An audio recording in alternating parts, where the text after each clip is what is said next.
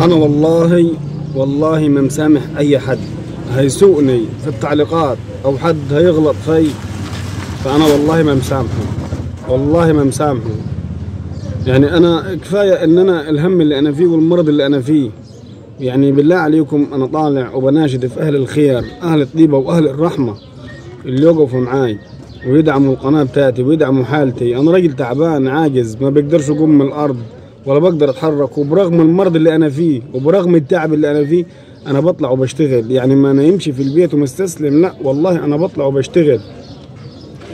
والله يا اخواتي يعلم ربنا انا طالع وبناشد فيكم بقولكم اوقفوا معاي. بس والله انا ما مسامح اي حد بيغلط في وبيقول علي متسول، بيقول علي شحات، بيقول علي كذاب. انا ما كذبتش على حد، انا حالتي واضحه قدامكم، انا حالتي يا اخواتي واضحه قدامكم.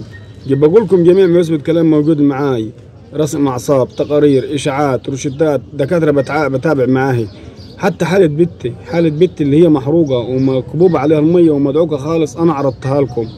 يعني عاوزين إيه تاني أكتر من كده يا إخواتي؟ أنا والله العظيم لو أي حد عايز يتواصل معاي ويطلب مني جميع أي حاجة وعايز يجي بنفسه في البيت، أنا والله العظيم ما متأخر من حد يشرفني في أي وقت.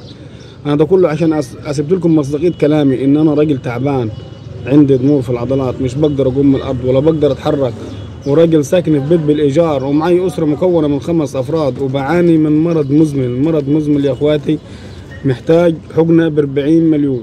وأنا عارف إنه ما فيش حد هيقدر يتبنى حالتي في الحقنة دي، بس أنا رضيت بقضاء ربنا ليا وقلت الحمد لله. وأنا كل اللي محتاجه منكم تقفوا جنبي وتدعموني وتدعموا الحالة بتاعتي على قد ما تقدروا، وده كله في ميزان حسناتكم. بس والله أنا على الحد دلوقتي بقول لكم والله ما مسامح أي حد بيخش في التعليقات وبيسيئني وبيقعد يجرح فيا بالكلام وبيقعد يستهزق على حالتي. انا ما مسامحش اي حد والله. انت بدل ما تخش وتعذرني وتقول لي وتهون علي بكلمه وتجبر بخاطري بكلمه، داخل تشتمني وداخل تغلط في وداخل تهزق فيا، طب ليه؟ طيب مش حرام عليك؟ كفايه الهم اللي انا شايله في كتافي والدين اللي علي، وكفايه انه بنتي تعبانه معاي اللي عايزه عمليه دي. يا عالم الله اعلم هتنجح ولا مش هتنجح، ده كله بيد ربنا سبحانه وتعالى. ده انا بقول لكم يعني اي حد داخل يا اخوات ان هو يغلط في، يا ريت بلاش، يا ريت تخش انك تجبر بخاطر بكلمه، مش هتخسر حاجه لما تخش تجبر بخاطر بكلمه او تصلي على النبي او تذكر الله، ده كله في ميزان حسناتك. بدل ما تخش تشتمني وتغلط فيي انك انت تخش تجبر بخاطر بكلمه. شوف انا راجل تعبان ومريض ولا بقدر اقوم ولا بقدر اقعد والله العظيم، وانا بطلع وبشتغل. يعني انا بطلع وبشتغل والله العظيم، انا ما سكتش والله العظيم تاني ما سكتش. ويا ريت بالله عليكم على قد ما تقدروا ادعموا حالتي، ادعموا حالة اخوكم عادل اللي هو تعبان مريض بضمور عضلات، ملوش طب ولا دواء غير من عند ربنا سبحانه وتعالى. وعشمي في الله كبير ثم فيكم انتوا بصوا علي انا عامل ايه. والله العظيم على قد ما بقدر بشتغل، بس ما باليد حيلي، اللي قدرنا عليه ربنا انا بعمله.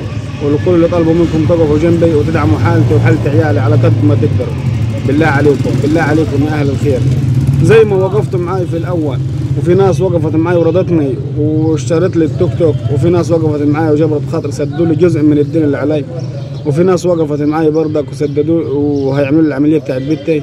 تمام، فما فيش حاجه لما توقفوا معاي وتساعدوني ان انا اشتري بيت لعيالي.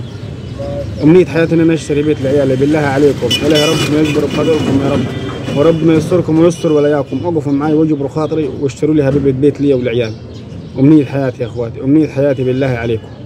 والسلام عليكم ورحمة الله وبركاته.